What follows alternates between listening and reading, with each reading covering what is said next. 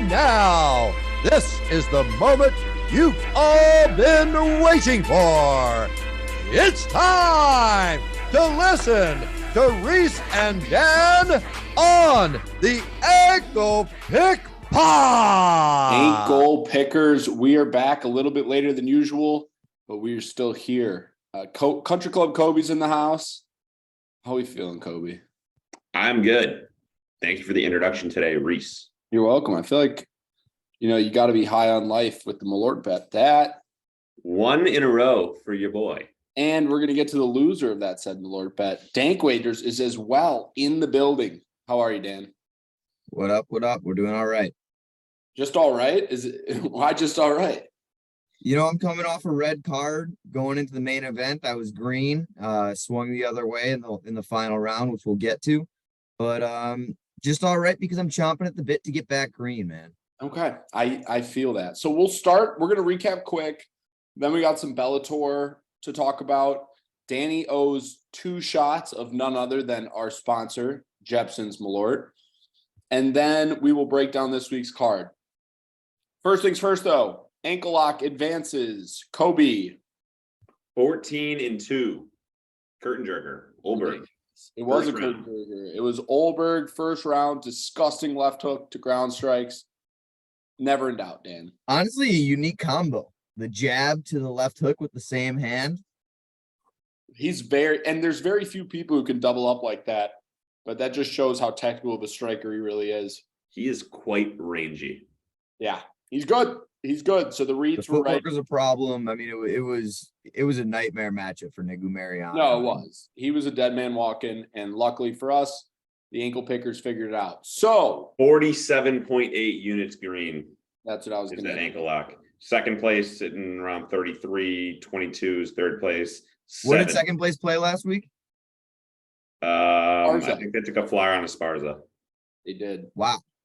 So continuing to move up the ladder for the boys, 14-2 is just a crazy run. Couple highlights that I wanted to mention. The double knockout or knockdown in the first round. Mike Trezano, Sengwu Choi, very rare sight. If you didn't see it, the fight only lasts a round, so you can enjoy it. Mike Trezano with the KO, TKO. I did play a unit on Sengwu Choi. Not mad about it. It just is what it is. I had some great bets. I had some bad bets. And this one didn't really fall into either category for me. I thought there was a fun fight. Yeah. Well, when I tailed you in on Dan, Matt Frivola, the steamroller, just vicious knockout of Ottoman Azatir. There's no way that's not bonus worthy, Country Club. It wasn't, but wow. I also tailed. I love betting Frivola. Frivola's a beast. Did you love betting him against McKinney? Don't think I bet him against McKinney. I also like betting McKinney, but I think I stayed away from him. Frivola didn't get a bonus. And Trezano didn't? Did Olberg? I don't think there were any bonuses outside the main card. Wow. Okay. And the pay-per-view points. Man, the rich get richer. Let's see. Okay. Aaron Blanchfield needs to be mentioned. Dan and I months ago said we're looking at this spot. I know we were lukewarm on it because of the price. I did parlay it. None of the parlays came to fruition, which we will get to. Fucking fraud. But Aaron Blanchfield, dude, is the most legit deal I think I've ever seen. Is this girl gonna win? Is she a title contender at 125? I think for sure. I don't think that there's another prospect that matches up against her. And I think that we learned a lot more in the Maverick fight than we did against McCann. But yeah, to run through her like she did, one-sided action. It was dominant like a Hamzat fight. It was sheer, that's the best way to describe it. Sheer dominance like a Hamzat fight. A lot of time in the crucifix. Then the ref gave McCann all day to work out of it. Didn't matter, just went straight to the Kimura. Almost broke her shoulder off. Yeah, I'm so happy McCann tapped. I've seen too many times in my career people not tap to that.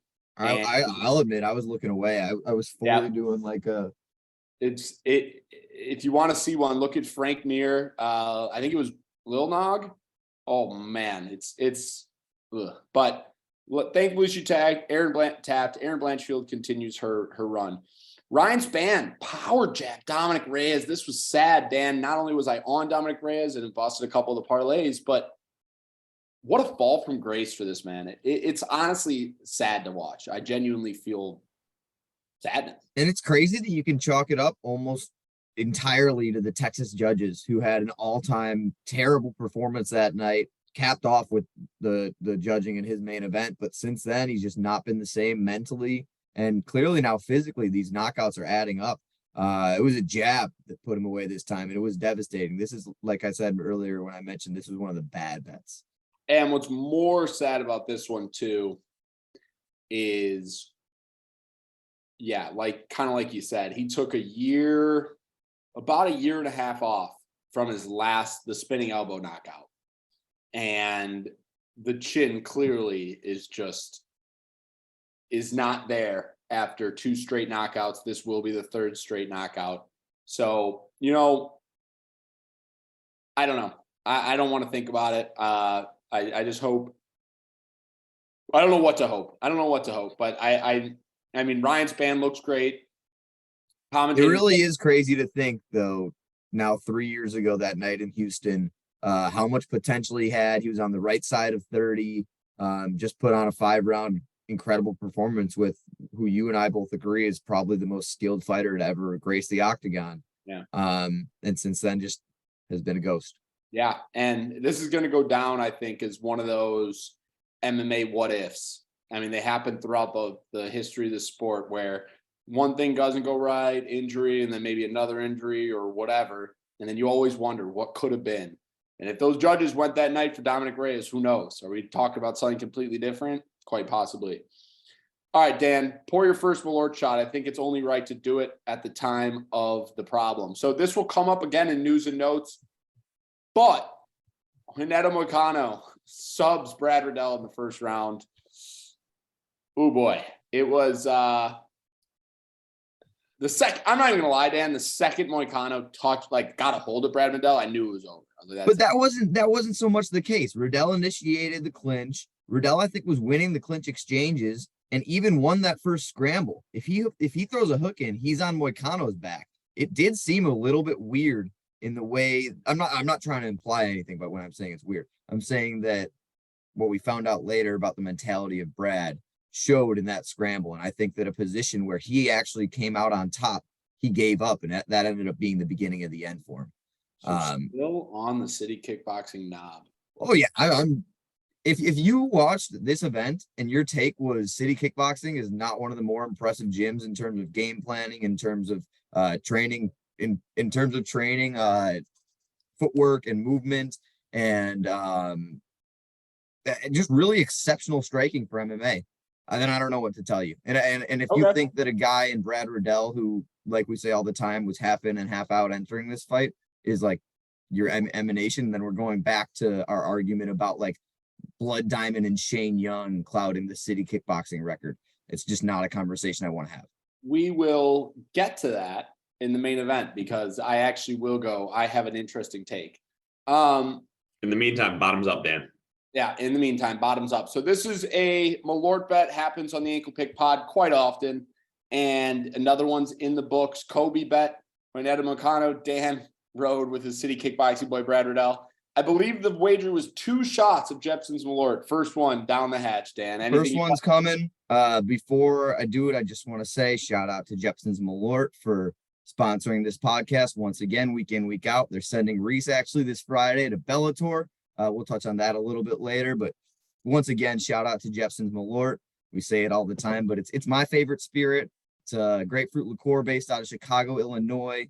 It has the aroma and full-bodied flavor of an unusual botanical. Try it straight like I'm about to do. Take a shot and show off your Malort face. Its bitter taste is savored by two-fisted drinkers and two-fisted bettors like myself. So here we go. Cheers to it. Cheers to our audience. There it is. Dan loves it. He loves it. He's buzzing. I love it so much. Cheers, Malort. That needs to be clipped. Oh, I love it so much. It is truly savored by people like me, two-fisted bettors and drinkers alike. And it's just the best thing to wager too, because you're not going to lose friends over money. It's just Malort bets are the way to go. A lot of sweat. I will say I did kind of see this one coming after our episode. If you go over to my betmma.tips page, I went 4 units on the other 3 city kickboxing players and fighters, and 1x on Brad Riddell. I kind of was soured on him before it went in. But I do think that we saw some great moments in that first round. And I do think that a fully determined Brad Riddell has a different performance. I'm not trying to take anything away from Moicano, who also fought incredibly and did his job. Well, Casual Kobe beats out Sharp DanKwagers in this one. So another Malort bet almost in the books. Dan's going to have one more later. Speaking of the city kickboxing train, though, I do also want to mention the Dan Hooker performance, because I'm going to say this is, and thank you, Dan, because I was not on this and I tailed it per everything you said. So again, it pays to listen. I guess in my case, it pays to show up to work. But I'm a guy, not to cut you off, but I'm a guy who has a decent read on Dan Hooker. A couple of my biggest bets in the history of my betting career was Poirier against Hooker, was Hooker over Nasrat. And now also Hooker over Puelles. I think that I'm a guy who's got a decent read on what Dan Hooker's capable of, what his kind of level is. I would argue that this was more of a read for you on the opposition. What really took me was your read on Claudio Puelles, because what I've seen from a lot of MMA fans or media sources or what have you is how shocked they were by Puelles' performance, less by how impressed they were with Dan Hooker. And you really mapped out his game plan, what it's going to look like, how it's going to happen, and I rode Hooker, thankfully so. So I don't know where this is far. I mean, Puelles is young, but this is a really real red flag, because you never want to see someone who's so one-dimensional and then someone show the map to beating that one dimension. I mean, he was looking like Orion Hall out there. And honestly, I think Orion Hall guy is a much more dangerous fighter. Yeah, it's wild. But this one would be a notch in that cap for you about the city kickboxing game planning and preparation. Dan Hooker looked the part. Kobe, still no bonuses? Wow. Frank Yeager send-off, got to mention it. Chris Gutierrez with a KO knee up the middle. This was the second bit of sadness I felt this evening. The first was Dom Reyes. This was the second. I'm a little pissed at the UFC, gentlemen, because I don't know why they gave Frank Yeager an absolute killer in his retirement fight. Everyone knows it's his retirement fight. Frankie knows it's his retirement fight. Give him another old vet. Give him who's a older guy at 135? I don't know. Nick Lentz, is he 45? But give him someone that won't be as lethal as Chris Gutierrez. So a gruesome knockout to send Frankie off. Sad, but I have no doubt that whatever Frankie pursues next will be nothing but successful.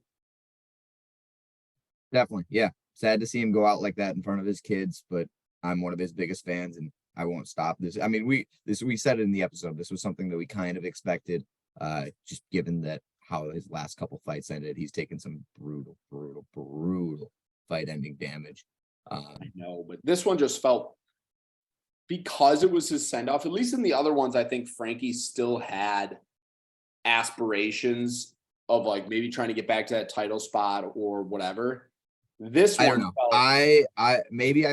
I've been sour on him since we started this podcast because I'm talking all this smack about myself or whatever, inflating my ego about my success in big bets with Dan Hooker.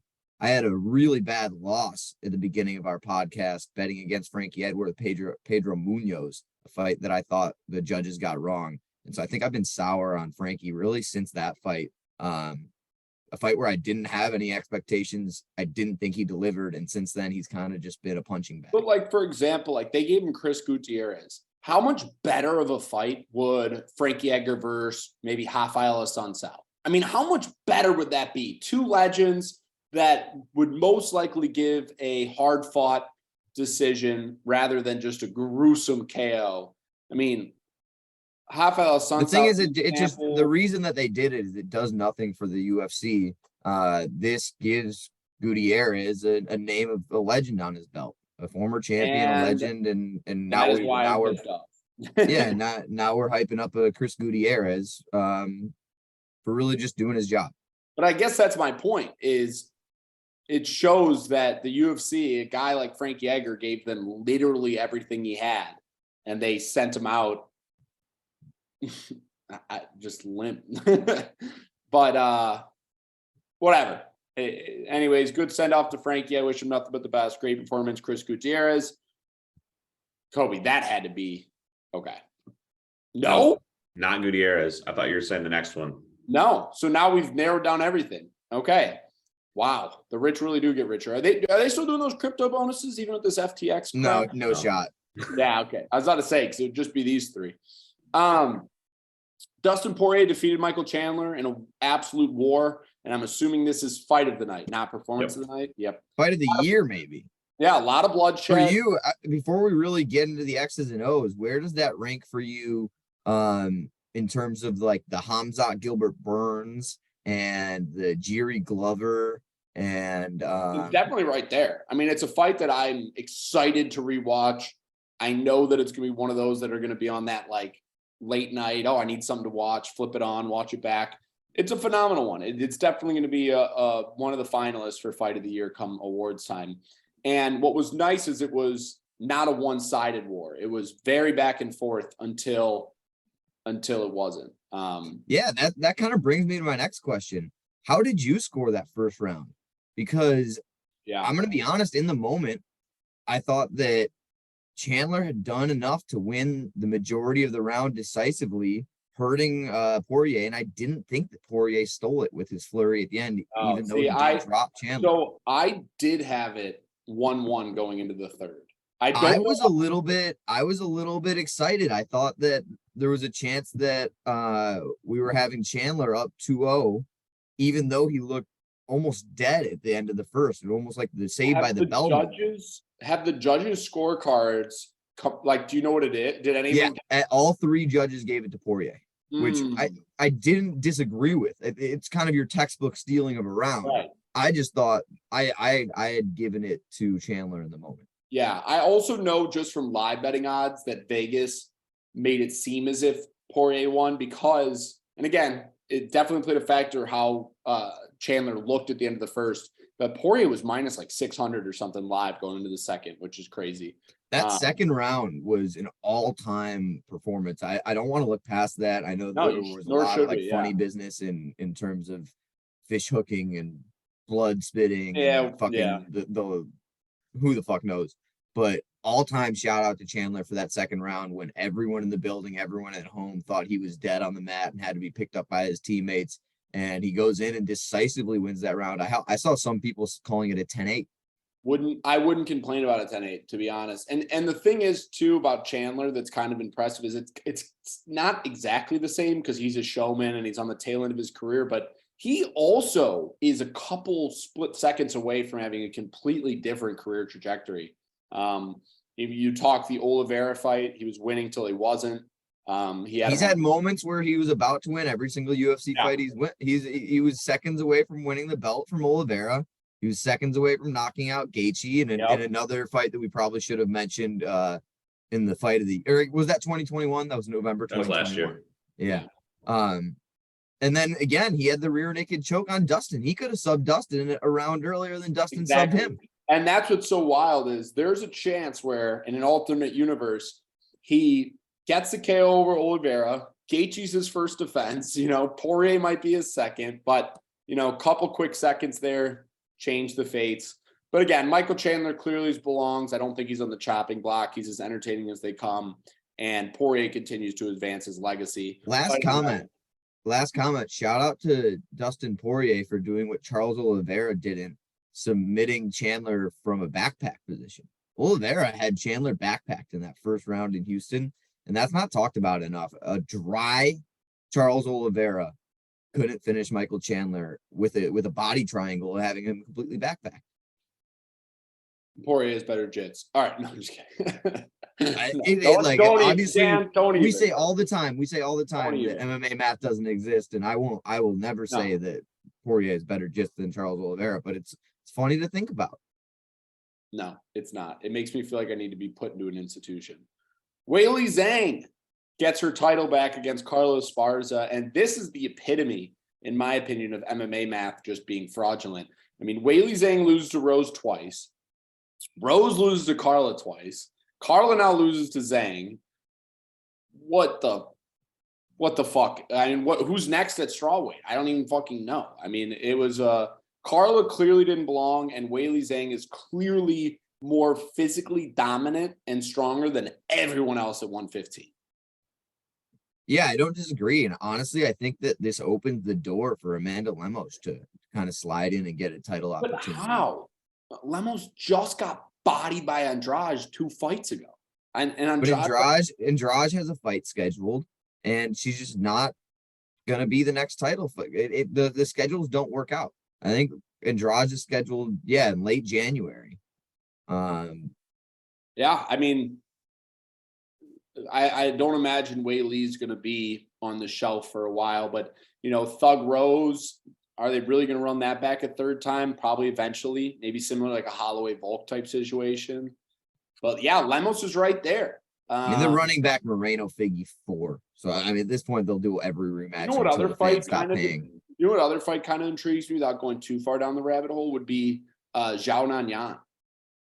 Chinese. That one intrigues me. Mackenzie Dern intrigues me. I'm not trying to say that it's fun. This is a really fun women's division, which I just don't think that we have in flyweight and in bantamweight but nonetheless, very, very dominant performance from Weili. I'll bet the next time we see her is on some sort of Chinese pay-per-view card, and it'll be before next July. Okay. Put a pin in that one. Write that in the predictions from our I don't even know what if Andrade smashes Lucky Lauren Murphy, that timeline matches up. Yeah, but Andrade already got worked over. But yeah, I mean, deem it as a fluke. Okay. I mean, this is what everyone's here to hear the thoughts on, Dan, and this is something I want to bring to the real quick. We missed 50K to Weili. And also 50K to Pereira while we're here. 50K to okay. So I'm gonna let you unload the clip. Get off. I'm gonna unload the clip because it's much necessary. It's necessary. So everyone who listens to the pod, especially from the beginning, knows that I've been calling Israel Adesanya a fraud from day one. I faded him against Blachowicz, which was awesome. The only problem was I faded him against Whitaker twice, Yoel Romero, Paulo Costa, Marvin Vettori, and Jared Cannonier. He's put together some of the most boring fights the division has ever seen, and he was being compared to people the likes of Anderson Silva. There's a lot of people who dick ride him, and here's the sad truth. Is Israel Adesanya more talented than I give him credit for? Yes. But is he overrated by everyone or almost everyone else? I also want to say yes. And when I saw this fight, I see a lot of people saying Alex Pereira got a lucky shot. No. Or that's the first time I'm going to pause you because there's nothing lucky about that. Or a comeback victory. Yes, that's the truth. Like it is on the. He was down on the scorecards. However, if you rewatch the fight back, which I've had the opportunity to once, you will see the adjustments Alex Pereira makes throughout round 3 and into round 4 that sets up round 5 for the ability to get the finish. Now, I don't want to knock City Kickboxing acting like they got out-coached, and I don't want to say Israel Adesanya can never beat Alex Pereira because I think that if you ran this fight 100 times, Izzy wins 40 or maybe even 50. I don't even know. But it's hard to say Izzy's all this and all that for beating up on guys who can't really strike and can't really wrestle. When a guy like Alex Pereira, who has 6 MMA fights, decides to just come in here and dethrone you like that. I think that's a pretty cheap way to present it, if I'm going to be honest. I don't know. I really don't. I don't think that you're obviously.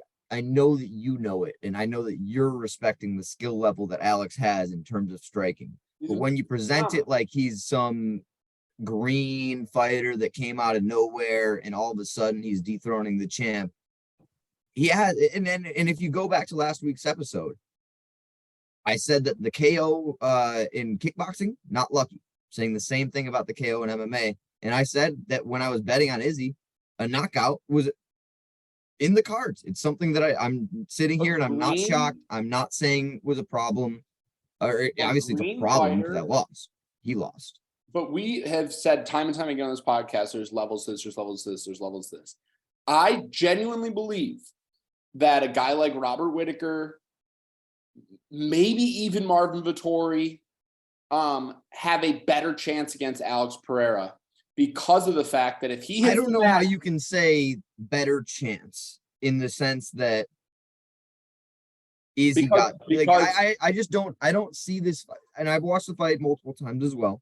I don't see that fight as Izzy got exposed or we learned something new about how to beat Izzy. Do you think that there's a thing that any other mixed martial artist in the world was the most fish out of water? I have no idea what the fuck I'm doing on the mat I've ever seen out of two opponents. They both didn't know what to do.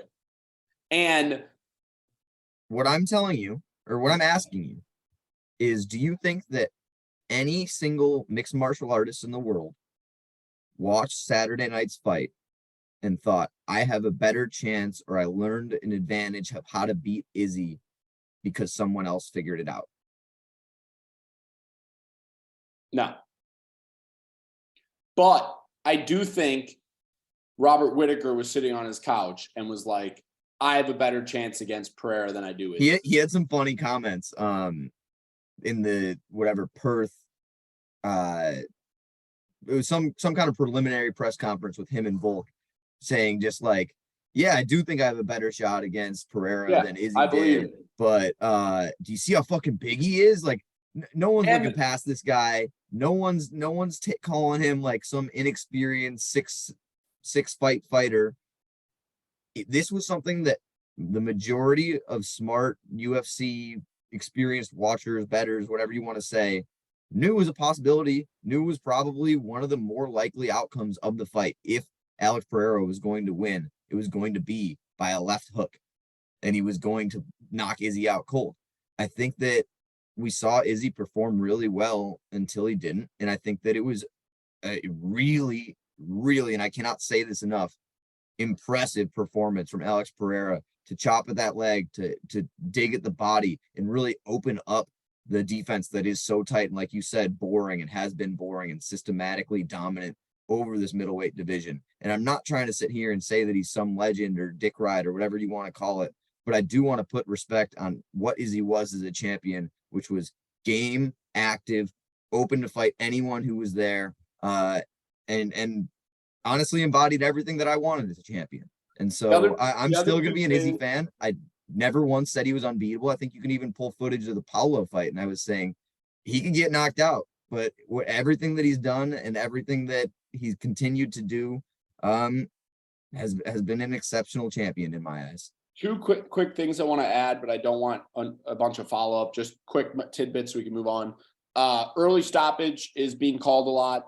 I'm not in my camp. You're okay with it? I think that if it doesn't get stopped in that point in time, two more lands and we get a flatlined Izzy and it could possibly change his life, career, whatever you want to say, I'm so fine with the stoppage. Izzy was eating big shots from one of the most powerful punchers in the world.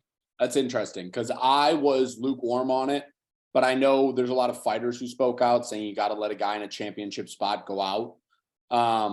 But I think if you play that out like 5-6 years ago, it doesn't get stopped. But no, I like the stoppage for the sport of MMA. I think that it was appropriate. Okay. And the other thing too that's important to remember is Izzy's not at 33, he still has a lot of tread on those wheels. Don't let him go out like a light. So unfortunately, Israel Adesanya loses the belt. The one time I back him, literally the one time I back him, he loses. So I'm the opposite of Dan with Dan Hooker. I just cannot bet Israel Adesanya to save my life. Kobe, I I think I was screaming so loud at my TV, defense, footwork, defense, footwork. And I'm not talking about the 5th round. I was screaming for maybe 20, 25 minutes. That we knew that, or not we knew, but watching the 1st round, watching the 2nd round, that's how the fight was going. Izzy was trapping himself on the cage and escaping, and he was escaping really well for 22 minutes. And speaking of 22 minutes,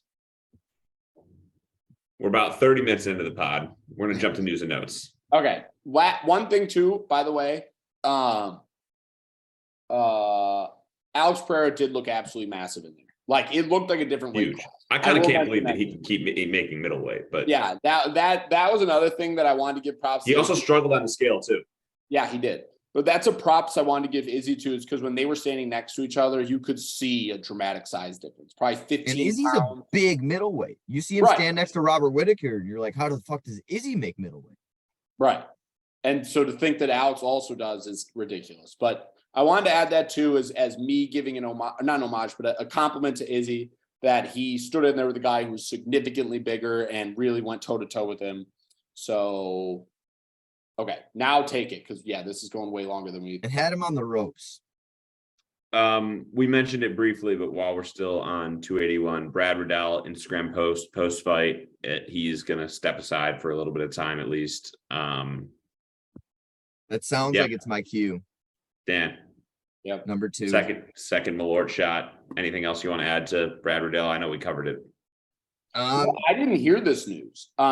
Did he come out and say exactly what the problem was? Like, did he say, I am... He kind of just said that he's been a little... He hasn't been as focused as he needs to be. Yeah.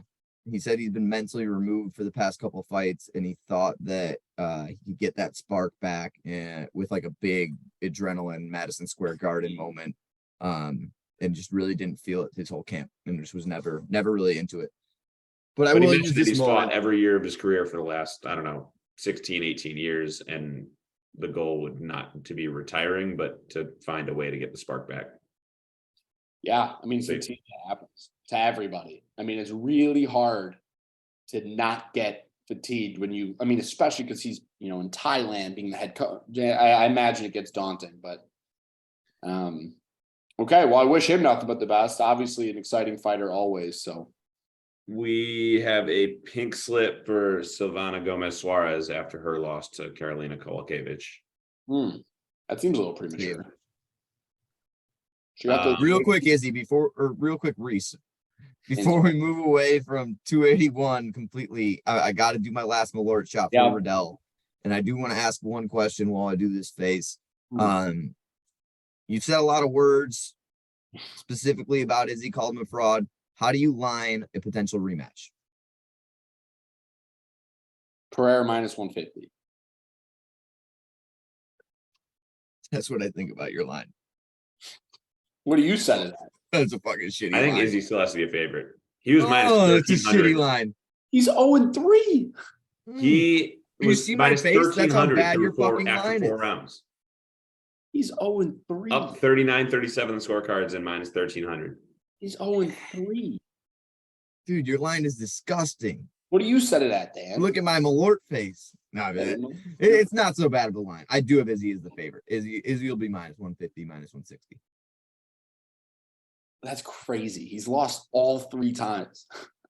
And if you break it down, he's won. We're not breaking it down. All right. We're keeping it moving here. I'm cutting you guys off. All right. Reece, you gotta watch those kickboxing fights. Post Izzy's fight, Dana, as usual, had a little post-game presser. 2 specific quotes I wanted to bring up. Hamzat and Colby being, quote, worked on. That'd be an all-time fun one. Hope that one comes to fruition. I didn't think Hamzat still had a dream at 170. Well, it's being worked on. That's my takeaway from that. Yeah, the door's open at 185. Just go smash Pereira. He would smash Pereira, if we're being honest. What's that line? Hamzat minus 450 more. That's a crazy number. More, honest. It's way more than 250. That's a crazy number. We've never seen him fight a ranked 185er. Doesn't matter. He would smash him.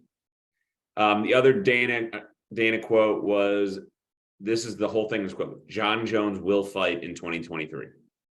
And I kind of hate continuing to get this. Like, I feel like I've been the boy. All I want to say is from someone who's been following the sport for a very long time, Dana's up there as like of these figureheads who just blows smoke out his own ass.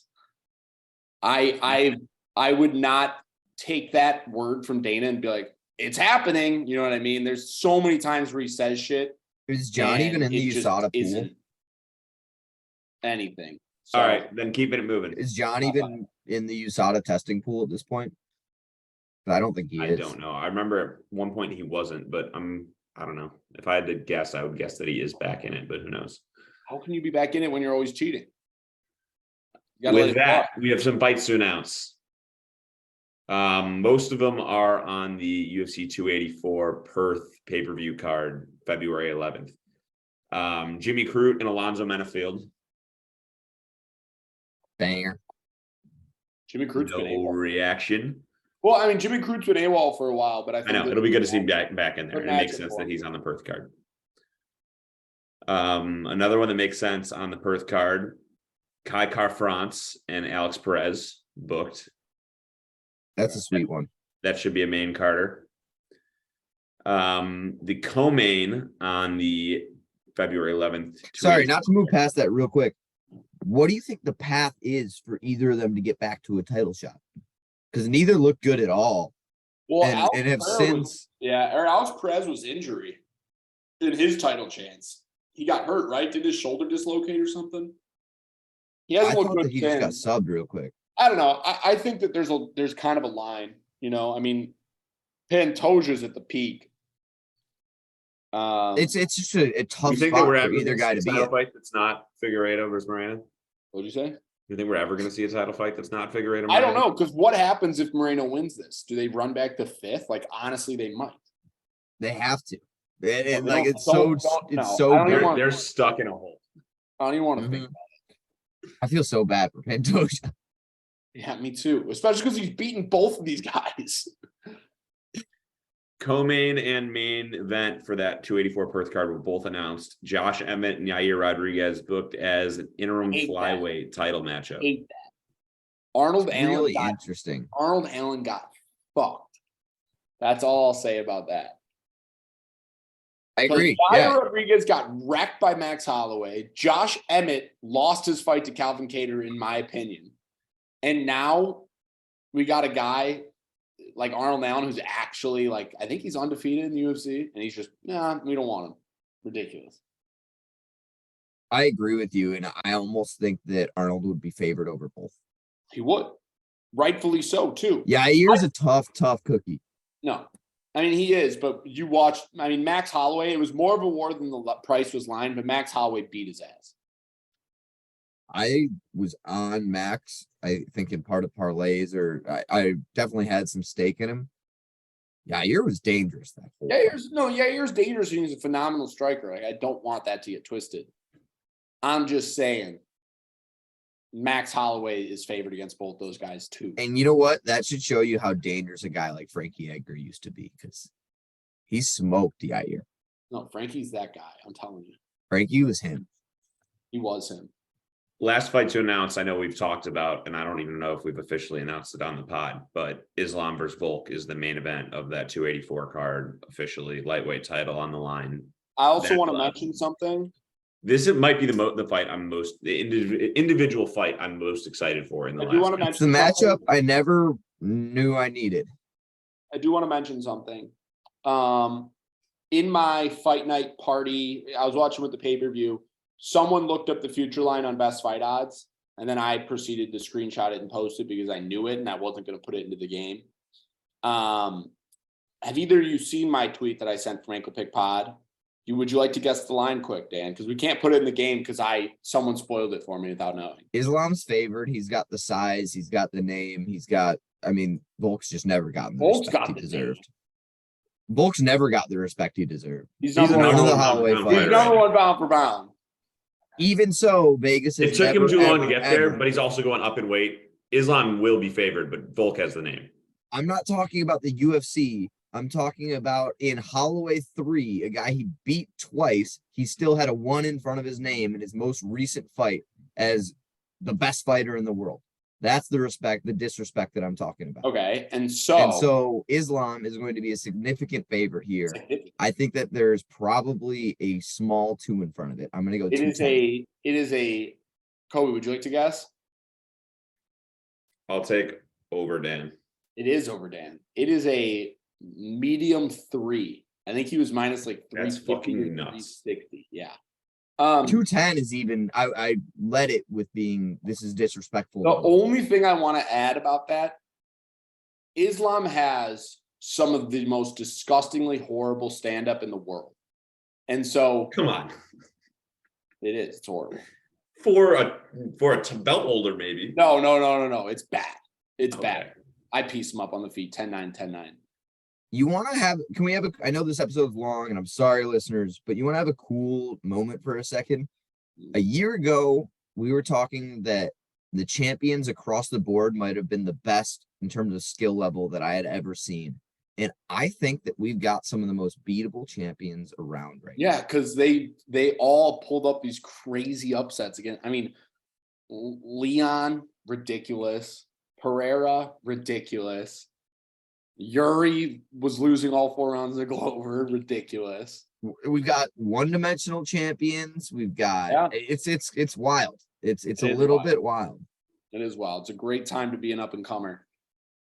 But I do think 55 and 45 are going to be stuck for a while. I don't see anyone beating either of those 2 gentlemen, the ones we just named. So, like, for example, the Yair, Josh Emmett is just a means to an end, if we're being real. I mean, it's just a winner until Volk can come down and kick their ass. That's all it really is, which is fine. But I kind of love it the more I think about it. And obviously they screwed Arnold Allen, but like you said, none of these guys have a shot. The division is as good as really any. I think that maybe bantamweight might be better in my personal opinion than featherweight, but I think there's so much skill level. I'd love some complication with some interim belts. Like, give me 5 fucking belt holders at 145. Make every title an interim title.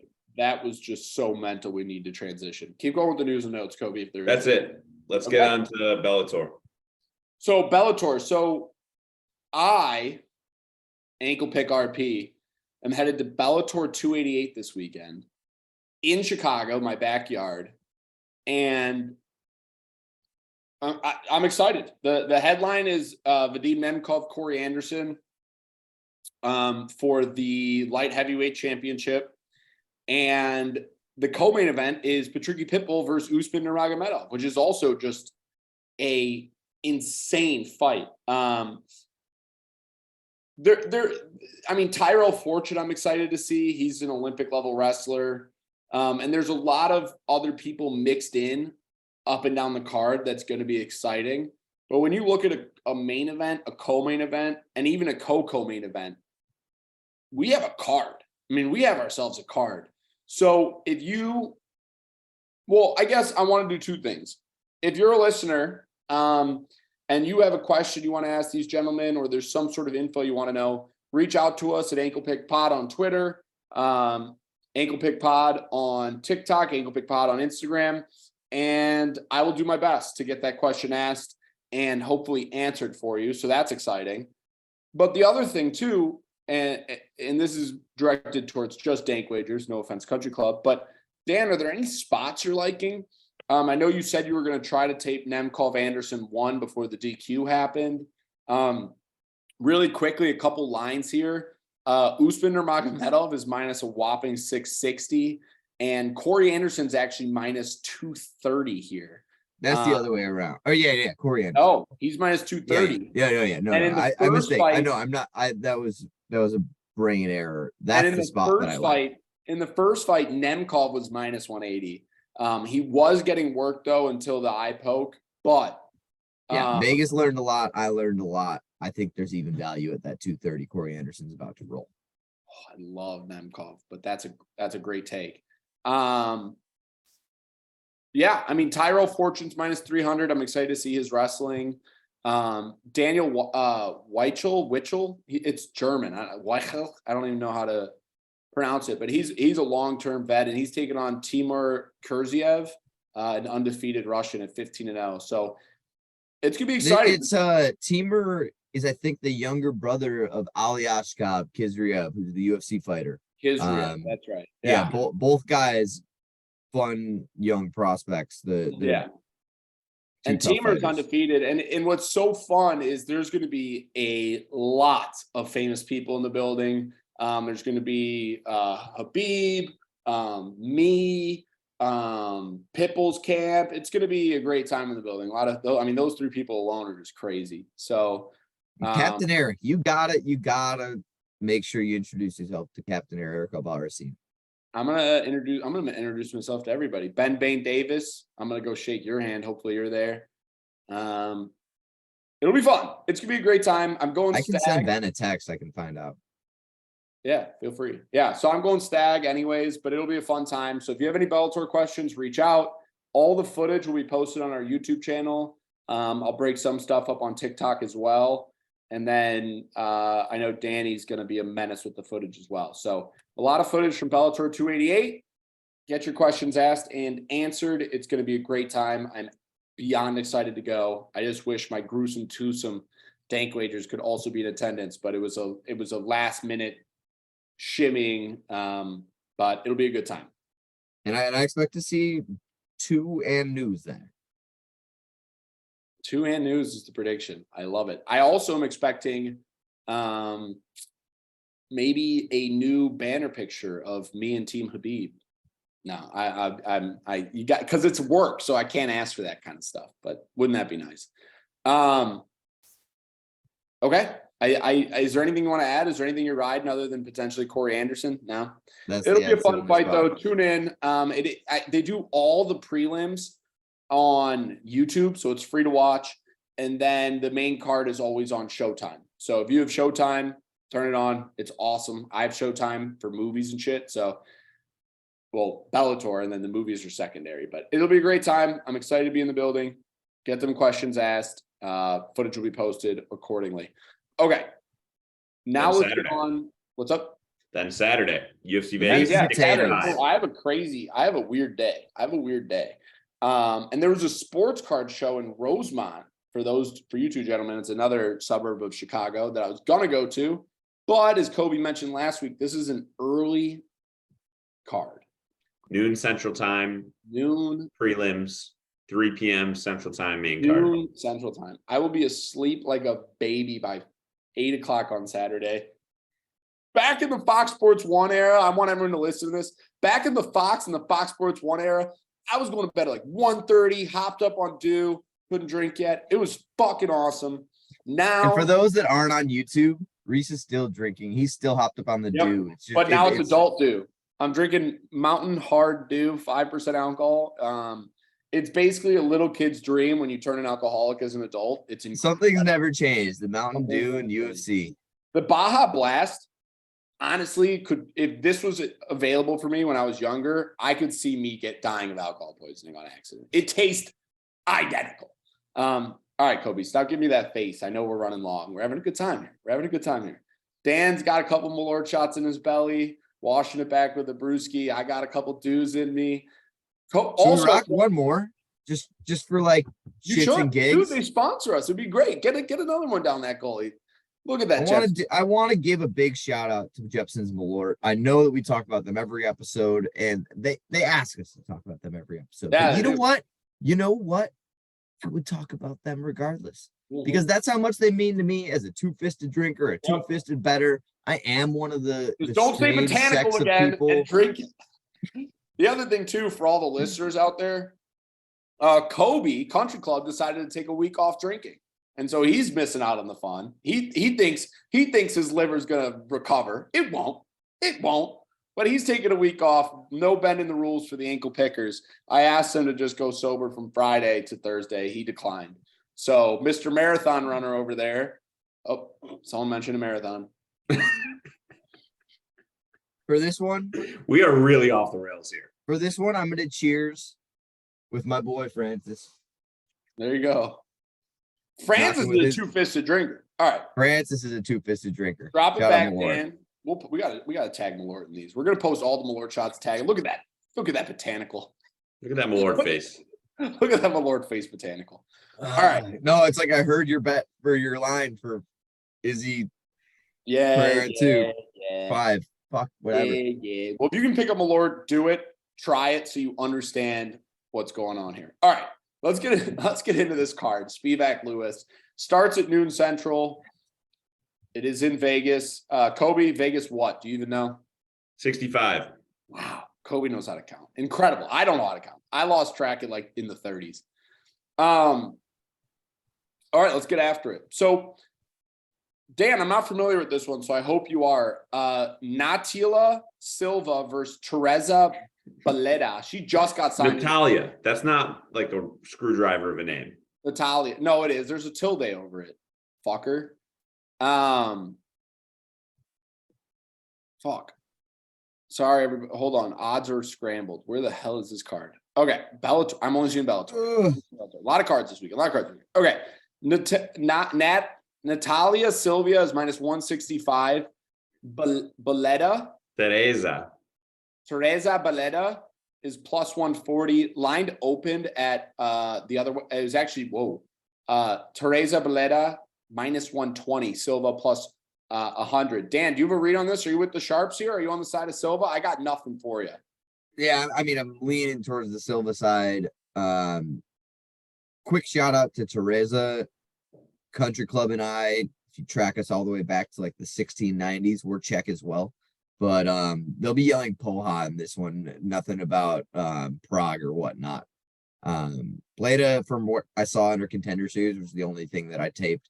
She's strong. She seems like a decent wrestler, but doesn't seem super dynamic. I think Silva will have a speed advantage, probably a volume advantage too, if the fight stays standing. And I don't know this for a fact, but being Brazilian, I expect her to have all right jiu-jitsu. I'm not playing this. I'm just trying to give you everything I know. Yeah. So Dan, I actually couldn't take anything away from the contender series because of the. She kind of just held her there. Yeah, and she was minus 600. So like I didn't really even bother watching it. I didn't think that I would have a spot here, so I ignored it. It sounds like you don't really see a spot either. So we'll not chomping at the bit. Yeah. But women's dogs. Kobe, was there an update from last week's women's dogs? Do you have it? I know it's so 3 women's fights last week, only one of which fell in the range. We had 2 favorites minus 350 or greater. Okay. Zhang Weili and Erin Blanchfield. Silvana Gomez Suarez was favored over Carolina. Oh, she was favored, right? Carolina cash plus 105 is the closing line there. I would take them. 48.45 units green on the year. Okay. So if you're following the women's dog system, this will apply and it'll have you on Bleda.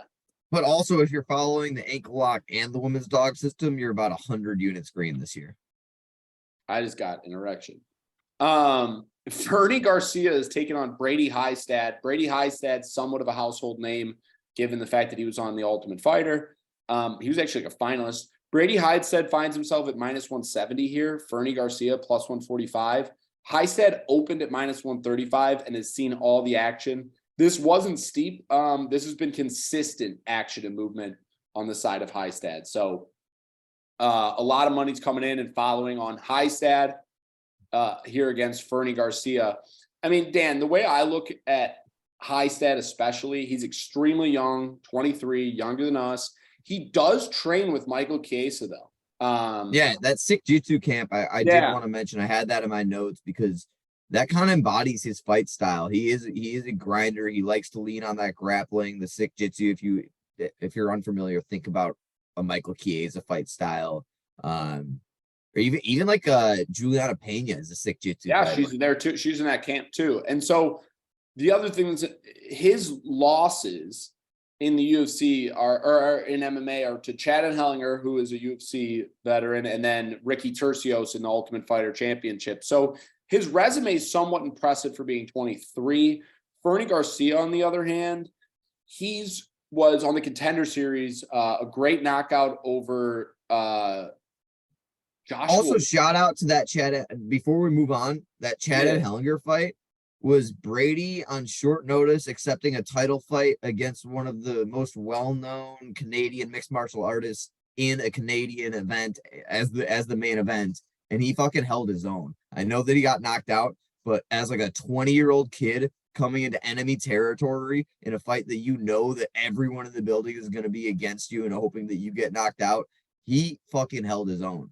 Also, I found out recently that apparently he had his torn ACL for the entirety of the tough season and still performed as he did and still kind of jumped off the screen as probably the top prospect of everyone there, including the Battles and the Trayshawn Gores and the Ricky Tercios. And that was with one leg. And so now he's got that replaced. He's now fully healthy. I do see a ton of potential. Like you said, he's young. He's got the grappling. He is a tenacious fighter. Fernie has struggled with grapplers in the past. It's tough because Brady has all the potential to be a great wrestler. I'm not confident to tell you he's right now a great wrestler and can emulate just a great wrestling game plan to stifle Fernie. But if he can, this will be an easy victory for him. See, I kind of think he might be able to. And the Journey Newsom fight for Fernie Garcia is what tipped me to seeing Brady Hindstead having that potential success, especially with, like we mentioned, the camp he is in. However, I do want to mention that at -170, it is a pass. At open, it's much more appealing at that 130, 140 range. So look for it to move back down. But at 170, that's where I'm starting to think it might be a little priced out because of, Dan, kind of what you said. We're not confident enough. We haven't seen it. He's 23 years old. I need to see more before I lay a one. You know, I tend to agree with you. If you're listening to us and you're a guy that likes to, I don't know, throw round robins for every fight or you need to play, whatever, I do think that there's a potential that Brady makes this fight look easy. Yeah, I think there might be too, but there's just all those questions. Yeah, he's very green. Yeah. Maria Oliveira is taking on Vanessa Demolopoulos, and the line on this one is Demolopoulos -115, Oliveira -105. This line opened at Oliveira -150, and it's come back. So with both them minus, no system to be played. One might. I'm with the sharps, but go with the sharps. You're on Demolopoulos. I'm on the line movement. You know, Maria's the better striker, and I'm confident in saying that. Yeah, I'm confident in saying that. Vanessa's not so gifted up there. She's honestly just not at a UFC level when it comes to striking, but she's very, very dangerous if the fight hits the mat. And there was a second where I wasn't so sure that the fight was going to hit the mat because Vanessa's not some credentialed wrestler. She doesn't have dominant takedowns, but Maria gives up takedowns in every single fight that she's been in to non-wrestlers. Even full-on strikers, she winds up on her butt. And so I do think Vanessa is spending 15 minutes trying to get this fight to the mat is going to have success at least once, and she's dangerous once she gets it there. She's a very dangerous submission hunter. So, is 105 going to see your card, Dan? Or 115? Probably not. Yeah. I hate playing women's. It's just not worth it. What does the sub prop look like? Maybe a sprinkle there. So I'm touching this fight. Demopoulos is plus 370. Yeah, if I'm touching this fight, I'm sprinkling there. Okay. It won't be a full unit. It probably won't even be 3/4 of a unit. Probably limited at half. But if I'm touching this fight, that's where it's going to go. Yeah, and Demopoulos has proven to be able to get that done. I believe she had a 6 submission against. Gomez Suarez, someone who got cut. He's got some really slick submissions. If the fight is on the mat for an extended period of time, more so than women like Tabitha Ricci, who had that fight in a grappling realm and is dangerous, Vanessa looks for the submissions a lot more and at a lot higher frequency than Tabitha would ever. Well, then so if she can implement it, then it sounds like it'll be her fight to lose, which is what you want when you're backing somebody. Next fight up the card is Ricky Tercios. So the champion of the Ultimate Fighter, beating out Brady Hindstead, and he's taking on Kevin Natividad. Now, Natividad has not had much success in the UFC. He's actually 0-2, lost to Dana Batgerald within 50 seconds, and then also got KO'd by Miles Johns, who does have absolute lead hands. But he's taken on a guy in Ricky Tercios, who is much more volume-based. And I don't necessarily look at Tercios as a guy who can turn out Natividad's lights. And that was something I definitely took note of. Natividad's plus 135 here, Dan. Ricky Tercios minus 155. It opened at minus 185 and has actually come down. So from a guy who was favored over Zahabi and lost and got a split decision over Highstead, has a very unique style. He also has lost to Mana Martina via KO, Martinez. And Boston Salmon. Yeah, and Boston Salmon. That's a tough scene. I mean, he's a guy, Ricky Tercios is a guy who has improved fight over fight greatly. And has a very unique style, is very rangy, high volume. I never want to back a guy, though, in Natividad who's 0-2 in the UFC. Although Miles Johns is tough competition, so is Dana Batgerald in his own right, or Batchery. I don't know, Dan. I mean, is there a play to be had here? Fight not. This one's a huge pass for me. Yeah. I see a lot of people calling this like an incredible matchup for Ricky Tercios or a gift from the UFC. Or I see a lot of kind of outlandish things being said about this. Tercios for me has always been a guy I've had a lot of respect for. He forces the action, high volume, like you said. He's durable, willing to take one to land two. Kind of has that Mexican boxing style where he's going to be on the front foot. Also, as we learned versus Brady, has some pretty great scrambling and is pretty game when it comes to the takedown defense. I just don't see anything that really sets himself apart. And to lay juice against a guy in Natividad where I see his biggest hole, like you said, is durability. And like you said, we don't have Tercios being this huge knockout threat. I'm not trying to say it's a dog spot because it isn't. No one has ever made a profit backing Kevin Natividad on habit. But I don't think I'll be playing the Tercios side. He's just not answered enough questions. I agree with you there, Dan. It's absolutely a pass. What I would say, though, what I would go as far as saying is it's a pass that if you had to pick a side to back, I think you lay the dog. If you're one of those everyday bettors, every fight better, but it's definitely a tough spot. That's tough for me to say. I tend to agree with you because I know that you know what you're talking about.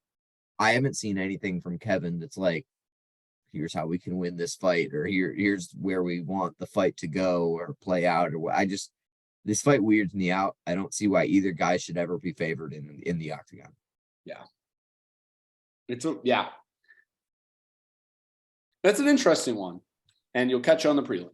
Miles John versus Vince Morales. Miles Johns was someone who was like kind of on the fringe. I remember we talked about him getting cut. Now it was a surprise cut. Now he got added to this fight, I believe, on short notice. There was another Vince Morales fight scheduled. I know it was. It was against a guy named Jose Johnson. That fight didn't take form. Here comes Miles Johns, 12-2. I was super surprised by the cut to begin with. The line here is Miles Johns minus 170, Vince Morales plus 145. It opened at 160. Not a lot of line movement because, frankly, the line hasn't been open that long. It appears to have opened November 6th. And so, well, honestly, on paper, Miles Johns, a guy who reminds me a lot of like a Tony Gravely, like a good wrestler boxer, but like strong hands, hard. Right. Explosive on the feet.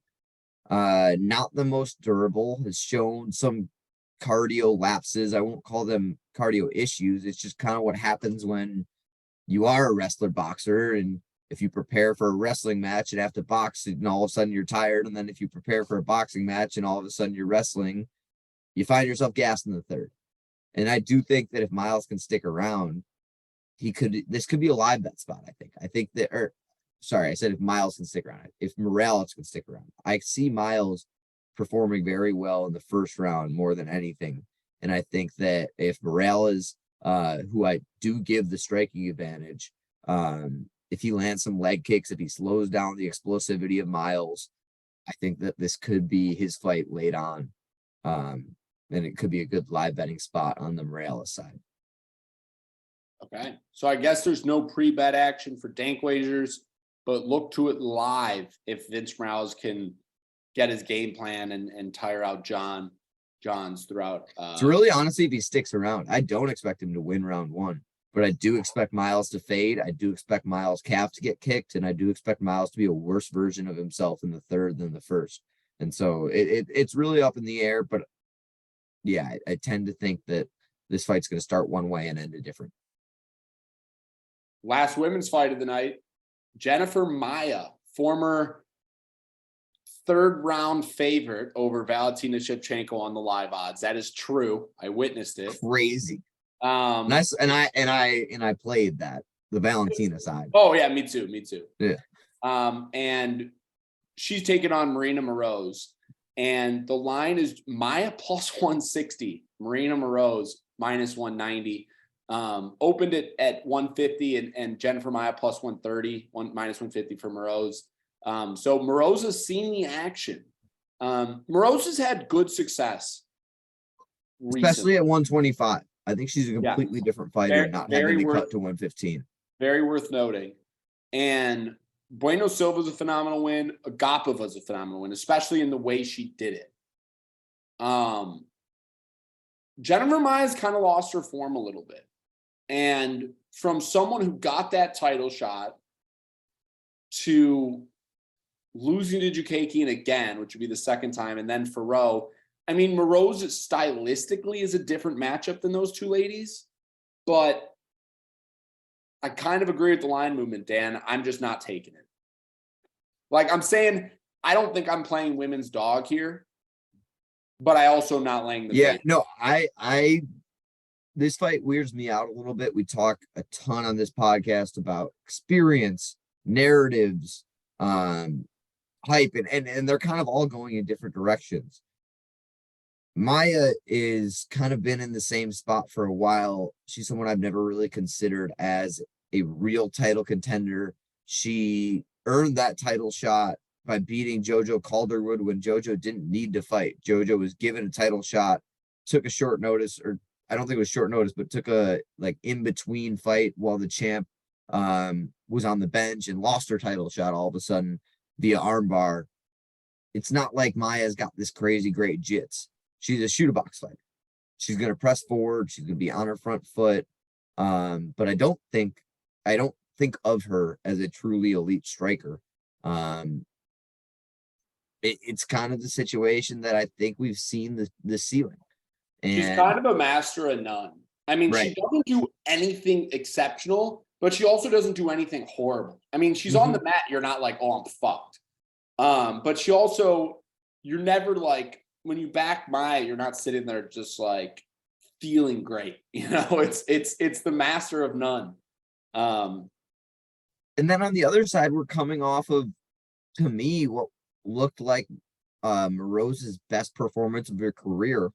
And it's tough to back someone coming off the best performance of their career. You know that line's inflated, especially with women. You know that Marina as a fighter has never been consistent.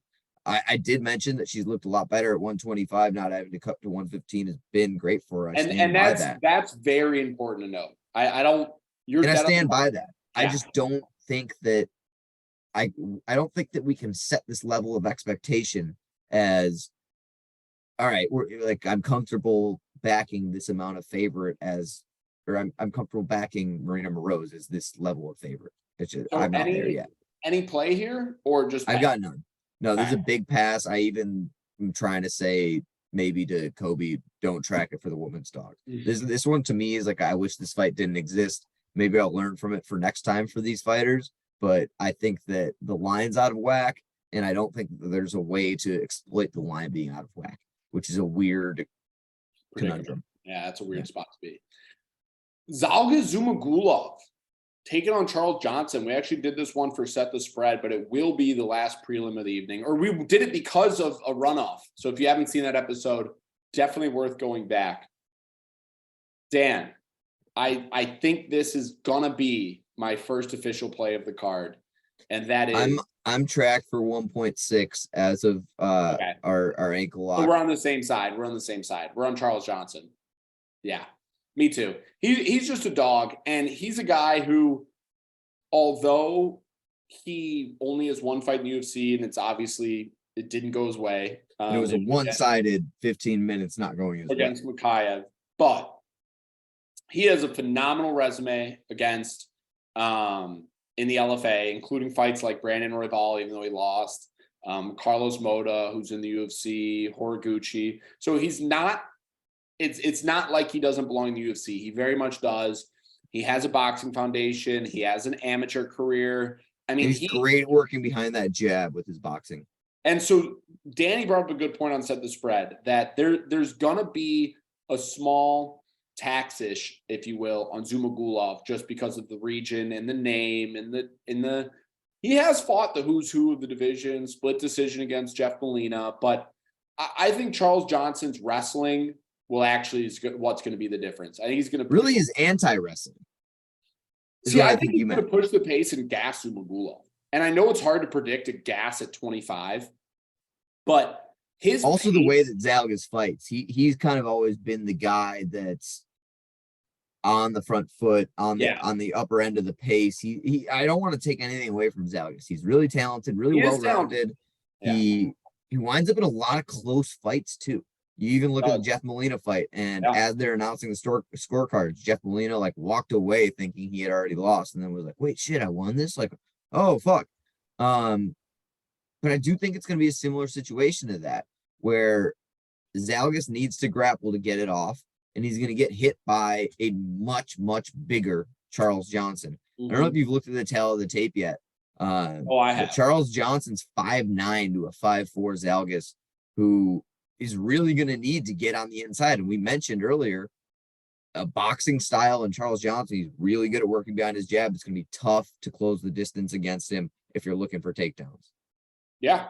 And I kind of think, Charles Johnson, I just did some on Zoom, my bad. I kind of think Charles Johnson's going to be able to give us great value on that 165. And I do expect a lot of clinch work too, Dan. So I'm glad we line up. I also am going to have to win 1 unit on this. So if you want to ride with the Ankle Pick boys, to win 1 unit on Charles Johnson seems to be the consensus play. It's also just the general idea that Zalgas is going to look for takedowns. And if we learned anything watching the Mokaev fight, Charles is hard to take down and even harder to keep down. He pops up.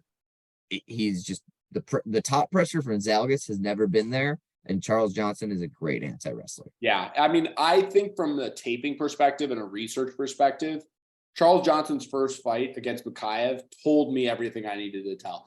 A lot of times when I tape, there's still questions, and I'm like, man, I just didn't get enough answers from this.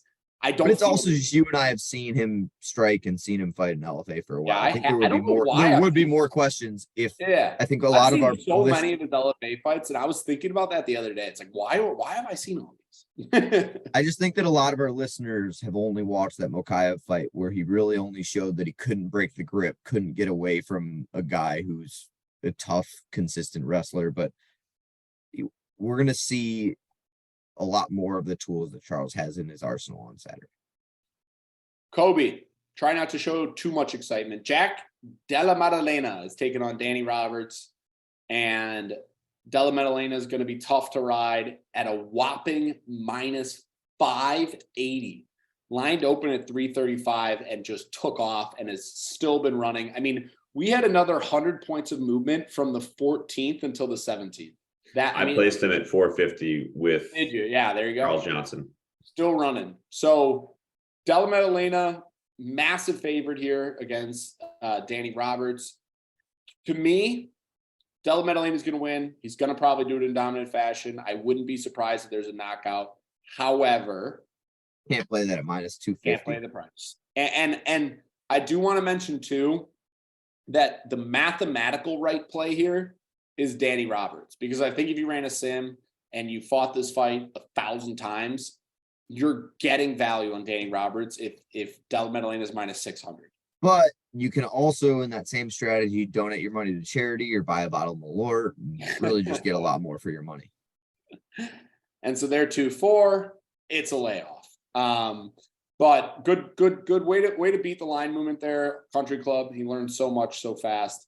But look for even more of a coming out party for Della Maddalena. I mean, is there anything worth adding, Dan? Any props or?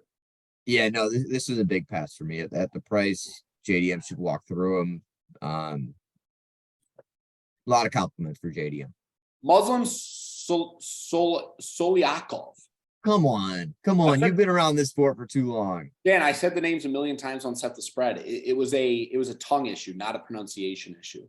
Muslim Soliakov against Andre Fiallo. And the line here. I can't tell if this is a bit. Yeah, Muslim the Is this a King bit? of Kung Fu Salikov. No, Muslim Soliakov. It is a bit. Okay, we got. It's not a we bit. fully got. It's not a bit. It's not a bit. It Go- is. Go check Set the Spread, people, and you tell me if it's a bid or not. Muslim Salikov against Andre Fiallo. The line here is Kung Fu Monkey -115. No, that's Song Yudong. Kung Fu Warrior. Okay. What is your problem with Muslim? The hard mountain dudes, Am I man. uncovering? Am No. I uncovering some like entrenched Reece hatred towards Muslim Salikov? No. It's honestly the hard mountain dews acting up. All right, it's time to get real. Okay, Muslim Salikov is taking on Andre Fiallo at 170. The line is Muslim Salikov -115, Andre Fiallo -105. The line opened at Salikov -180 and has gotten smashed to even. If you checked out Set the Spread, somebody kind of predicted the line movement going in Fiallo's way because of the hype train that Fiallo is with the vicious knockouts that you've seen from him in the UFC. But we also mentioned, Dan, that Salikov, a Kung Fu background, very, very weathered might not be the right word, tenured in the sport. This is an interesting one. And at even, it's very interesting. And there's another level of interesting as I'm pulling up my history on my Bet MMA tips page. Salikov's a guy I've got keyed down, similar to Dan Hooker. I was multiple units on him against Easy Dos Santos, multiple units on him against Ronaldo, and we ankle locked Leach against him. Wow. That's 3-0, baby, for those counting at home. We're just like that. So Dan, I mean, we have an opportunity to see the Oracle of Omaha, but it's just the Oracle of MMA. Dan, what do you think here? I mean, it's leaning even. Salikov. I really am. And I'm not confident saying that. Both guys coming off really bad knockout losses. Fiallo had a quote today saying that he didn't train for Jake Matthews. I don't know how realistic or truthful that is, saying that he hardly sparred, expected a grappling match, and was completely caught off guard. I'm not really putting a lot of weight. I mean, Ryan Spann apparently has never trained ever. Yeah. Muslim's a guy I've backed a lot in the past, especially against guys like Easy Dos Santos and Ronaldo, and even like a Laureano Staropoli, guys that kind of tailor-made for the better technical striker to just beat on, the faster striker, a guy with a lot of spinning attacks, a guy who's crazy accurate. I will say, like you mentioned, you brought up his age. Questions about durability are valid, and that's kind of what's keeping me from placing this at this point. But I do think that, again, like you said, there's this steam on Fiallo that might not be deserved. He's a guy that likes to come forward, press the action. At times he's felt like he's just looking for a KO or bust. Like even Baeza was just piecing him apart until he turned the table. I do think that Salikov is going to be the better technical striker, is going to land the more significant shots as long as he can stay away from the blitzes that Fiallo is going to bring. And kind of similar to the Negumarianu-Olberg fight, I think he's just going to get picked off as he blitz. And the more the money comes in on Fiallo, the more I want to back him. I will not place him until Saturday morning. This will be a last-minute thing just because of the way the line's moving. But I do think I'll be on Salikov for a small play come Saturday morning. I wish I could say I disagree, Dan. I'm right there with you. I really am. I think that you're at a spot here where the public and even a lot of the sharps are on the shiny trophy that is Fiallo, but the 38-year-old technical war-proven veteran isn't getting the love. And you look at the Leash fight. That's a fight that Salikov was looking like absolutely on point, sharp as they come. I thought that we had a loser. And there's a huge difference between a guy like Leach and a guy like Fiallo. When was the last time we saw Fiallo get hurt and turn into like another gear and really turn up the pace? Because that's something that Leach has always done. Yeah. And I don't expect it from Andre. No, and when you look at just a pure, not to beat a dead horse on this fight, but just purely taping, looking at just the technical striking, Salikov is miles ahead. It was honestly very apparent when you watch. So something to keep noted. Okay. The guy, last thing I'll say, sorry, I don't want to stick on it, but No, similarly to the main event last week, if Andre knocks him out, I'm not going to sit here and be like, oh, lucky, surprise, this or that. That's on the table. That's why I'm saying it's a small play. But technically, Muslims should be able to pick him off for 15 minutes. The guy who's a zombie. I know it's not Halloween. We're looking to Thanksgiving, but this dude he just still is here. Chase Sherman, 16-10. Taking on Waldo Cortez Acosta. So Waldo Cortez Acosta probably sounds familiar. He just fought a couple weeks back against Jared Vanderaa. And Vandeera's in a similar vein to Chase Sherman, where they just kind of lingered. No one really knew why they were rostered. Heavyweight needed bodies. Chase Sherman did the UFC a favor. They're doing him a favor now by kind of keeping him around. Waldo Cortez Acosta is minus 215. Chase Sherman plus 185. It actually only opened at minus 160, Dan, and has come up a lot since. This is really weird for me because Waldo Cortez Acosta didn't give me what I wanted in that fight against Vanderaa. I thought it was going to be a quick finish. I was unimpressed because I wanted to ankle lock him and I laid him and I was unimpressed. He did get the job done. Chase Sherman, on the other hand, is bigger than Vanderaa, like as far as just size and strength goes. But Chase Sherman, man, is just not it. And he really shouldn't be here. He's more of a brawler. He fought in bare knuckle boxing for a while. He's just a brawler. No one in the world has ever gotten rich backing Chase Sherman. And so I guess my take on this fight, Dan, is I would much rather play under 2.5 minus 215 than Costa Cortez or Cortez Acosta minus 215. I think I agree with you. Yeah. The biggest thing that I think you haven't mentioned yet is with the quick turnaround, it wasn't that it was one-sided for 15 minutes, even with that. Vanderaa had a lot of success with those calf kicks. And way too much. I would not be surprised. Yeah, I would not be surprised if he's still hurting from those kicks. It's only been 20 days. I bet he's still icing those knees or those shins, the calves, whatever. And Sherman's a guy who's had success with the kicks. Waldo, being a boxer, is a guy that's going to be heavy on that lead leg, not so mobile. He's susceptible to kicks. I will not be backing Chase Sherman. No sharp better has ever gotten rich backing Chase Sherman. But I expect him to outperform the numbers similarly to Jared behind the success of those calf kicks. And I'm in the exact same camp. I think the under 2.5, maybe. And I think that if I had, this is what's scary, Dan. Gun to my head, if I had to pick a play for the best value, I actually think I am on the side of Sherman. That's how disappointed. I completely agree with you. That's how disappointed I was. The reason is, and we talk about this with Brady Highstand, we talk about this with Chase Hooper, all these whatever young green fighters, the version of them fight to fight could be completely different. We're talking about 20 days. We've got the exact same version of Waldo Acosta that was in the octagon 20 days ago. You can't even like teach a leg check and read it appropriately in 20 days. It's just like not possible. We're getting the exact same version. Right.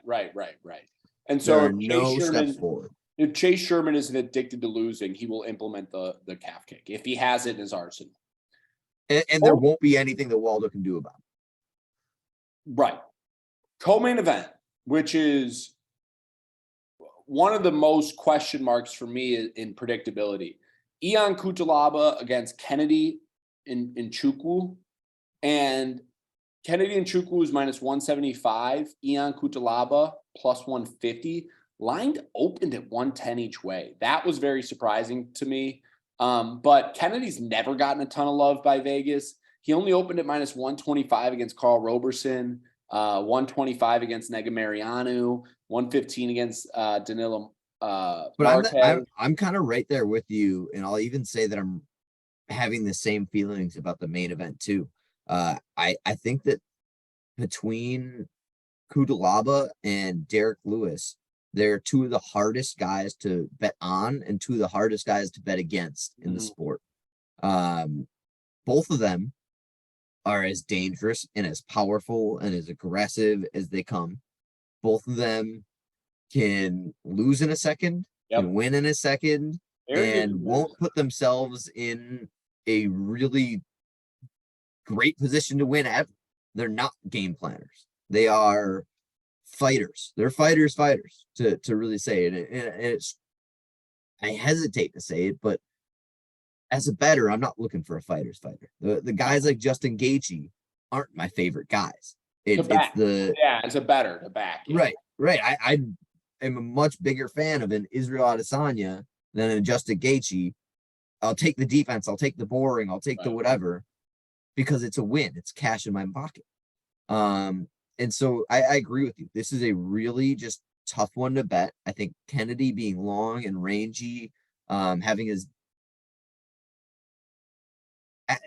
really being a archetype of a fighter that Iwan has never had success against,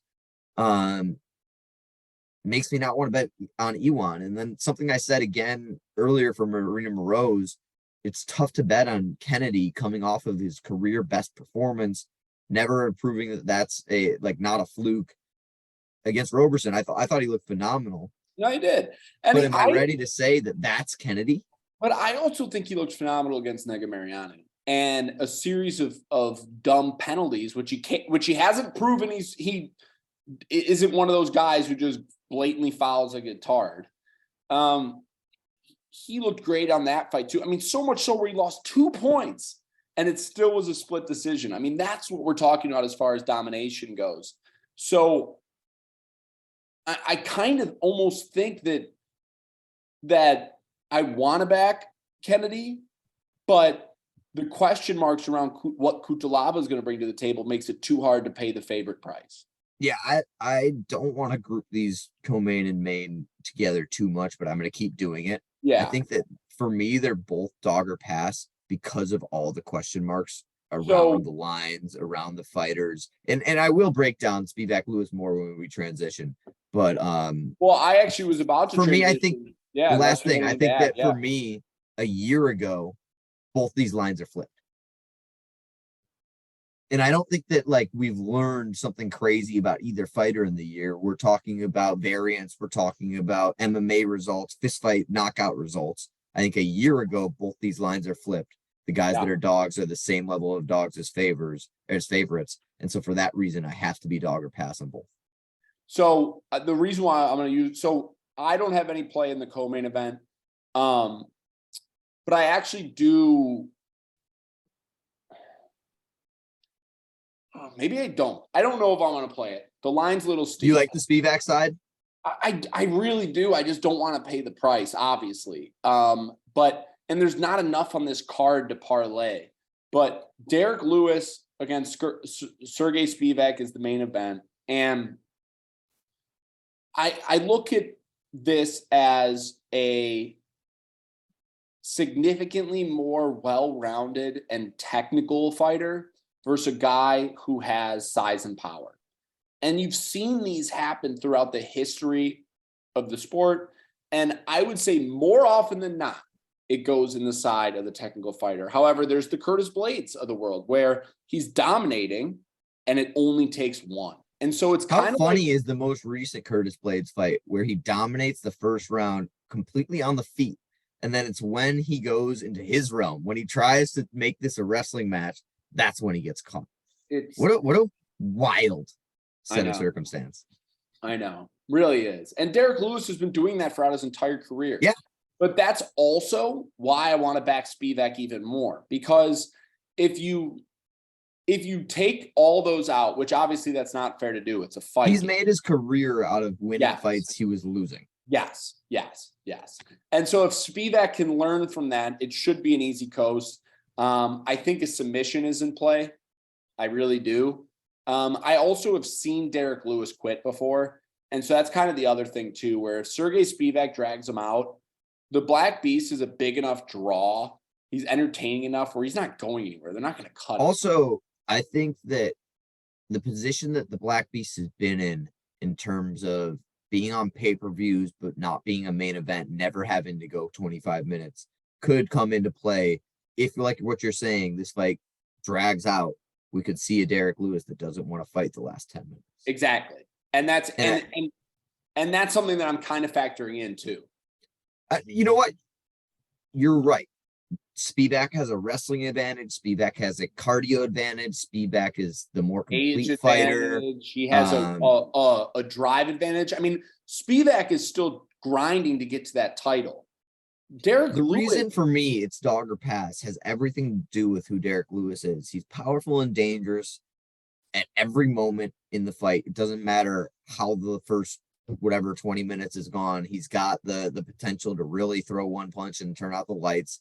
He has the UFC KO record for a reason. I'm not talking heavyweight record, all UFC KOs. So why? And I'll repeat it. The last thing is he seems to miraculously win fights that he's losing. Yes. And at no point I'll be comfortable if I back Spivak. And I'm not trying to talk anyone into a Lewis play. No, I just won't feel comfortable at any point in this fight as a Spivak better. Ultimately, I do think you pass on the main event because of what you just said.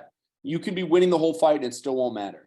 However, Spivak has more paths to victory, has a cleaner path to victory. Just don't get caught, don't gas. What's the difference between this fight, Derek Lewis, and the Greg Hardy and Sakai fight? Augusto Sakai and Greg Hardy.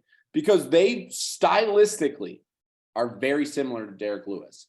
Greg Hardy okay. But so I'll say there's not a short answer for that. But what I'll say is accuracy. Derek Lewis has had a uncanny ability to deliver absolute fight-ending shots. Let me add strikers like Augusto and Greg haven't. Let me add something quick, and I want to hear your actual reasoning. When Derek Lewis fought Alexei Oleinik got him into a lot of compromising positions, but Derek Lewis was just too damn big. That's literally all it was. Derek Lewis was too big that he couldn't do anything. Greg Hardy is a similar frame and size. He didn't have a problem with him. Then Augusto Sakai, as far as technical striking goes, is very similar to Derek Lewis. Not so great on the ground, much better on the feet. He definitely doesn't have the same amount of power, but it's stylistically, I mean, if you morphed Augusto Sakai's technical and Greg Hardy's body into one, you have Derek Lewis. I think that, like I said, there's no simple answer for that question, but when you're standing across eye to eye with a guy like Derek Lewis, there's a different level of intimidation, safety, whatever. He's incomparable except for Francis in terms of the scary factor. And I think that that's a real thing. I know that sounds silly. We're talking about heavyweight professional fighters, but it's been real for Derek's whole career. There's a thing where elite strikers like Curtis Blades, elite mixed martial artists cannot stand there for 20 minutes. What do you think about over 1.5? I don't know the number. It's minus 110 each way. That's tough. I would love a plus number on that. I tend to be a big fan of overs and heavyweight fights just because of that's the kind of better that I am. I love the idea that the public's pushing numbers. I like the idea that everyone wants a knockout, that heavyweights are big, that they hit hard, that there's whatever. But you know what? It's a fight, and these guys are defensively sound. And I love overs. This probably won't be one that I touch. I could see this one going similar to the Daukus. I don't have Spivak on that top shelf of elite fighters. I don't hold him in the same conversation as Augusto Sakai. He's more of a Greg Hardy for me, and maybe I'm wrong there. But I won't be betting, so I won't eat my money. It sounds like it's a double pass. So quickly, before we end the programming, because this one definitely ran long. I know Country Club, don't roll your eyes. Danny, plays, official, hit me. Running through the card, quick. Boom, boom, boom. What's official? So the only thing I have officially placed right now is a small play on Charles Johnson. Okay. I will end up on Muslim Salikov and most likely Brady Highstand, I think. Okay. But all in all, smaller than I think any play that I had last week. This is a different card for me. I think that I said it a lot with the last two fights, but there are a lot of really, really up in the air fights with a lot of questions that are needing to be answered that I don't know the answer to yet. So I won't be putting my money behind them. Okay. And yeah, for me, it's just Charles Johnson, Muslim Salikov, believe it or not. And then Chase Sherman and Kevin Natividad interest me. But again, no one's made money or gotten rich backing guys who consistently. Either of those guys. Yeah. So that's going to be a game time decision. Spivak as well. If I can convince myself to find a parlay piece, I would like to add him somewhere. This really is this is going to be a card where we get creative with our ankle lock, probably on a prop on an over under. Not Charles Johnson. It could be Charles Johnson, but it's tough to ankle lock a guy who has 0 UFC wins against a guy who could be 3-0. I mean, he had Manel Cape on skates. He could have beaten Jeff Molina. The Amir Albazi fight went into the third round and was a coin flip. I'm with you, Dan. He's only fought good fighters and he's performed well. It's tough. It's going to be hard. So just stay tuned for the Bellator coverage. Stay tuned for the ankle lock. You can always find both Danny and my plays at Bet MMA Tips. Kobe, any other house cleaning? Or are we good to go? No UFC card next weekend. We've got a week off before UFC Orlando, but I'm sure we'll have something. We've got some recap. I've got something to tease. Real quick. I know obviously this one's been super long, but Reece didn't mention that next week we are going to have via Zoom unprecedented access to the PFL championship fighters. I'm talking Kayla Harrison, Larissa Pacheco, Brendan Loughnane, Bubba Jenkins, Stevie Ray, OAM, Delino Taylor, Sadibu Sai, Omari Akhmedov, Rob Wilkinson, Ante Dalia, and Mateusz Scheffel. Absolutely everyone that's fighting on that PFL championship card. So look out for that content too as well. It'll be on YouTube. We're making some fucking money moves here. There you go. So, I mean, it just sounds like all around wins, even in the off week. Enjoy the off week. Enjoy this extra long episode. Dan, you have a belly full of Malort. Hit us with the poha. Let's get a good night's sleep tonight. Poha. There you go.